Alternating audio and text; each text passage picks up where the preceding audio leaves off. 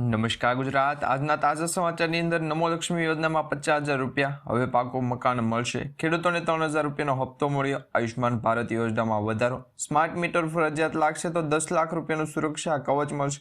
આજથી નવા નિયમો લાગુ। મહિલાઓને દર મહિને 25,000 રૂપિયાની ભેટ, વગર વ્યાજે મળશે 3 લાખ રૂપિયા।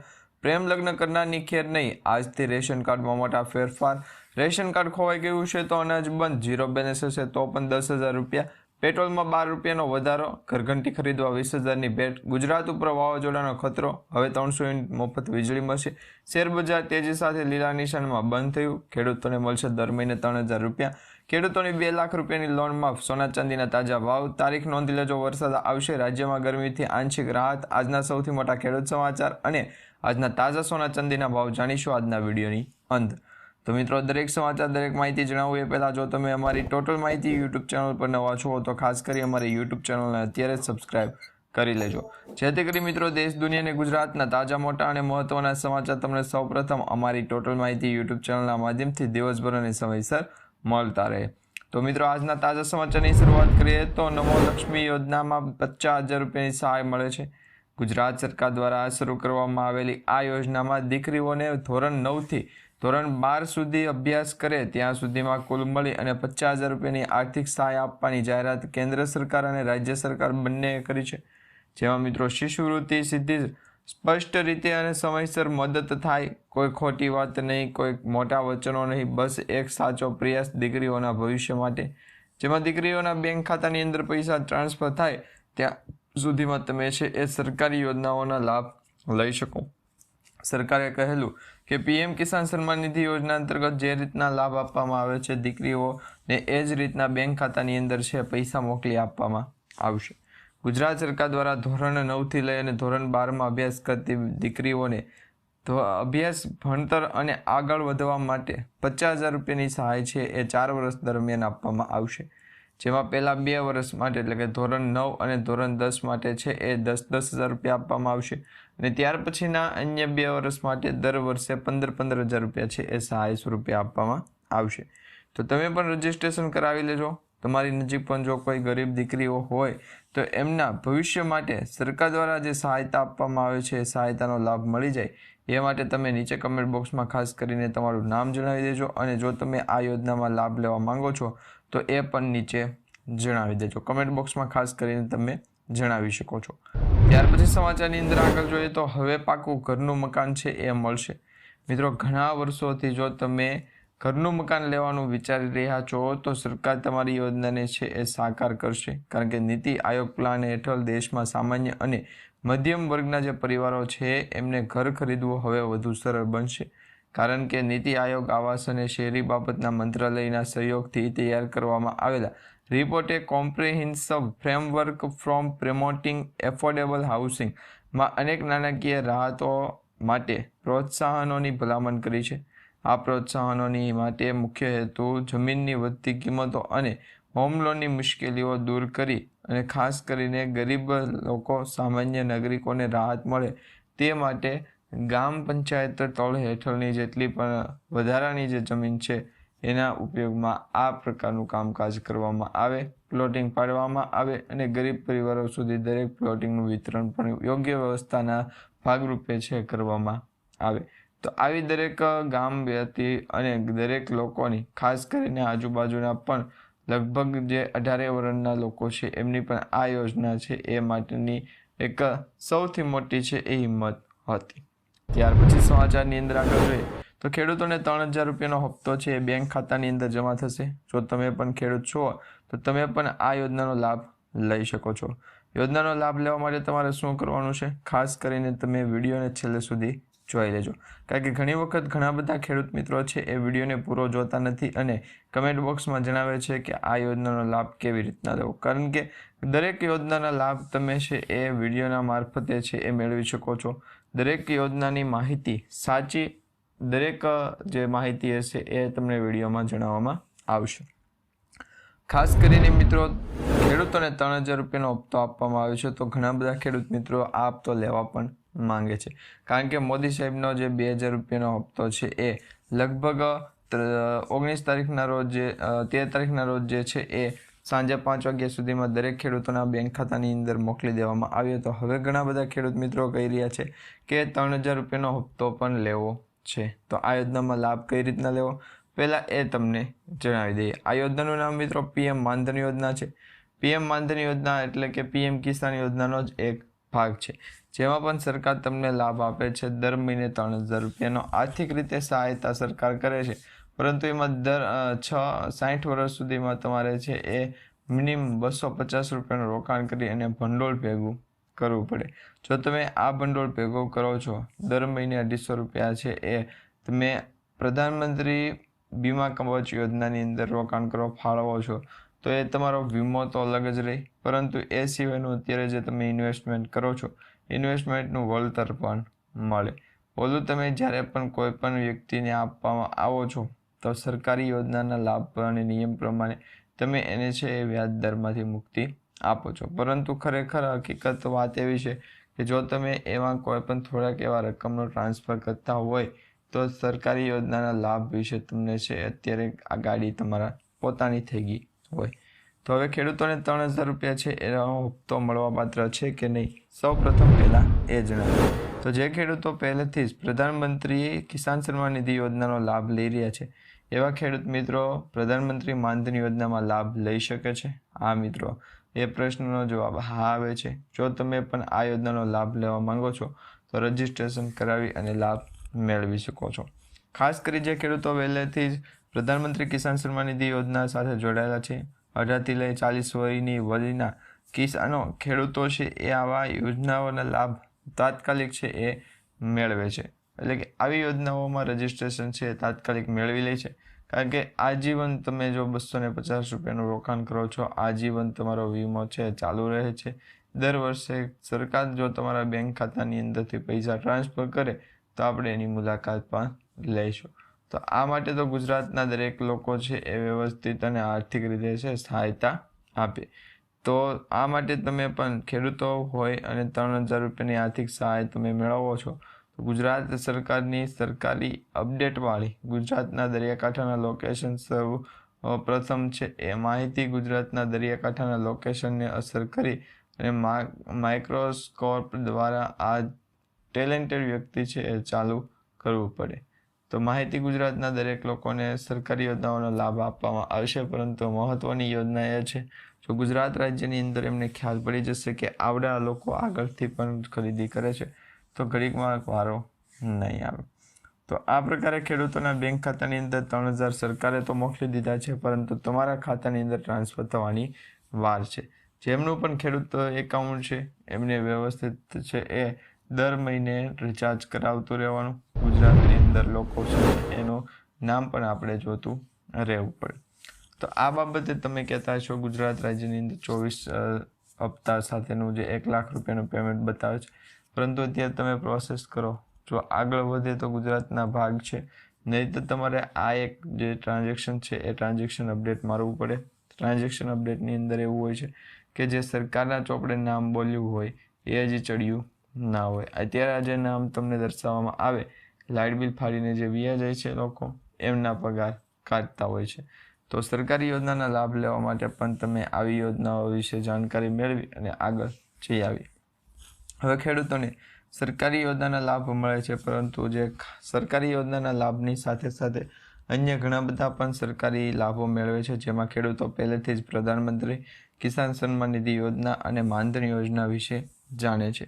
હવે ઘણા બધા ખેડૂત મિત્રો એવા છે કે પીએમ માનધન યોજનાનું રજિસ્ટ્રેશન કરાવી અને સરકારી લાભ છે એ મેળવી જાય છે. તો હવે ખેડૂતોના બેંક ખાતાની અંદર જો પૈસા ટ્રાન્સફર કરવામાં આવે તો એ ખેડૂતોને સરકારી યોજનાના લાભ છે તાત્કાલિક મળવા જોઈએ. હવે ઘણી વખત છે એ પીએમ કિસાન સન્માન નિધિ યોજનાનો લાભ લઈ રહેલા ખેડૂતો પણ માનધન યોજનાનો લાભ નથી લઈ શકતા. તો હવે તમારે માનધન યોજનાનો લાભ લેવો હોય તો પીએમ કિસાનનો લાભ પણ લેવો પડશે અને આ યોજનાનો લાભ પણ લઈ શકો છો, જેની અંદર ખેડૂતો પણ માનધન યોજનામાં અરજી કરી અને દર મહિને 3,000 રૂપિયાનું આર્થિક પેન્શન છે એ મેળવી શકે છે. સહાયતાના સ્વરૂપે આ પેન્શન તમને આપવામાં આવે છે, એટલે તમારે આ પેન્શન લેતી વખતે સરકારી યોજનાના લાભ છે એના વિશે પણ જાણકારી હોવી જરૂરી છે. હવે તેની અંદર મિત્રો ખેડૂતોને છે એ થોડા ફાળો આપવો પડે છે, જેમાં ઓછામાં ઓછા 55 રૂપિયા અને વધુમાં વધુ 210 રૂપિયા તમારે દર મહિને ભરવા પડશે. તમે પીએમ કિસાન યોજનાનો લાભ લેવો છો તો એમાં જે તમને સહાયતા આપવામાં આવે એમાંથી પણ પૈસા છે કાઢી શકો છો, જેમાં આ પૈસા તમારે 60 વર્ષ સુધી સરકારી યોજનામાં ભરવાના છે. એટલે સરકારના પેન્શન યોજનાની અંદર તમે થોડુંક રોકાણ કરશો એટલે આવનારા 60 વર્ષ પછી તમને દર મહિને 3000 રૂપિયાનું પેન્શન છે આપવામાં આવશે. જો કોઈ કારણોસર અધવચ્ચે અવસાન થાય તો તેની પત્ની અથવા બાળકને આ પેન્શન લાભ આપવામાં આવશે, એટલે કે આ પેન્શનની જોગવાઈ છે એ કરવામાં આવશે. ત્યાર પછી સમાચારની અંદર આગળ જોઈએ તો ભારતમાં આયુષ્માન યોજનાનો વધારો છે એ થઈ ગયો છે. ઘણા બધા લોકો આયુષ્માન ભારત યોજના વિશે છે લાભ પણ લઈ રહ્યા છે. તમને એ પણ જણાવી દે તો આયુષ્માન ભારત યોજનાનો વ્યાપ વધારી અને 60 વર્ષથી તમામ ઉપરના જે વૃદ્ધો છે તેમનો પણ સમાવેશ આ યોજનામાં કરી દેવામાં આવ્યો છે. અત્યારે આ એક મર્યાદા 70 વર્ષની છે. આ ઉપરાંત ગંભીર બીમારીઓના ખર્ચને પણ પહોંચી વળવા માટે વાર્ષિક 5 લાખ રૂપિયાની લિમિટ છે એમાં વધારો કરી દેવામાં આવ્યો છે. હવેથી 10 લાખ રૂપિયા છે એ તમે આયુષ્માન કાર્ડ યોજના વિશે છે એ વાપરી શકો છો. એટલે 10 લાખ રૂપિયા સુધીનું જો તમારે દવાખાનું આવ્યું હોય તો આયુષ્માન કાર્ડ યોજના વિશે છે એ તમે ઉપયોગમાં લઈ શકો છો. ત્યાર પછી સમાચારની અંદર આગળ જોઈએ તો સ્માર્ટ મીટર હવે ફરજિયાત લાગશે. જી હા મિત્રો, ઘણા બધા મિત્રોની કમેન્ટ હતી કે સ્માર્ટ મીટર છે એ ફરજિયાત છે કે નહીં. હા મિત્રો, હવે સરકારે કહી દીધું છે સ્માર્ટ મીટર ફરજિયાત લાગશે અને આનું તમારે પ્રૂફ જોવું હોય તો તમારા ઘરની અંદર, ઓફિસની અંદર કે તમે જ્યાં પણ કામ કરો છો ત્યાં હાલમાં જે લાઇટ બિલ આવ્યું હોય, એટલે કે છેલ્લા મહિનાનું જે લાઇટ બિલ આવ્યું હોય, જે પીજીવીસીએલ હોય, ડીજીવીસીએલ હોય, યુજીવીસીએલ કે એમજીવીસીએલ, કોઈ પણ વીજ કંપની હોય, તમારે એ લાઇટ બિલની અંદર ચેક કરવાનું છે. ત્યાં એક તમારા જે પૈસા ભરવાના હોય છે, જે લાઇટ બિલની કુલ રકમ ભરવાની હોય છે, તેની નીચે એક બ્લુ અક્ષરની અંદર છે લખેલું છે લખાણ. તેમાં દર્શાવવામાં આવેલું છે કે સ્માર્ટ મીટર એ ફરજિયાત છે અને કોઈ પણ જગ્યાએ તમે તમારા બિલને ટ્રાન્સફર કરાવો છો, સરકારને ખ્યાલ છે, અથવા તો તમે જે અત્યારે બિલ ભરી રહ્યા છો એ પણ સરકારને ખ્યાલ છે, તો એમાં એવું લખેલું છે કે આ રીતના જો તમે સરકારી યોજનાનો લાભ આપશો તો સરકાર તમને ડબલ યોજનાનો લાભ આપશે. એટલે કે પીએમ આવાસ યોજનાની અંદર લાભ આપો તો જેથી કરીને બાપુ દ્વારા જે જમીન આપવામાં આવે એની અંદર કોઈ એવું મોટું કામ કરો તો એ પણ થોડુંક દૂર હોવું જોઈએ. સરકારી આશ્રમ અને જે જનરોગી આશ્રમ બનાવે છે તો એ બંનેની અંદર ડિફરન્ટ હોવું જરૂરી છે, મહત્વપૂર્ણ હોવું જરૂરી છે. નહીંતર તો ગુજરાતના દરિયાકાંઠાના વિસ્તારોને લઈ ગયા ઓલાને એમ લાગે કે આ પ્રકારે જો આવનારા સમયની અંદર કિસ્સા બને એના હેતુથી આ માહિતી અને ગુજરાત બંનેને ફટકો પડે. તો આ બાબતે તો એવું નથી.